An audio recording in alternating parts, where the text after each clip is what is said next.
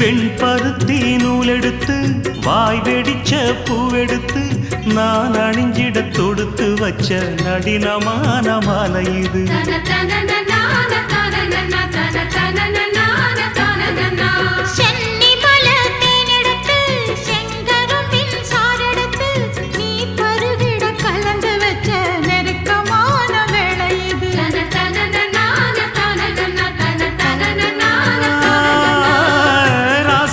உடம்பிருக்கும் ரவிக்க துணி நானாக அன்னாடம் சூடி கொள்ள ஆசை வச்சாகாதா.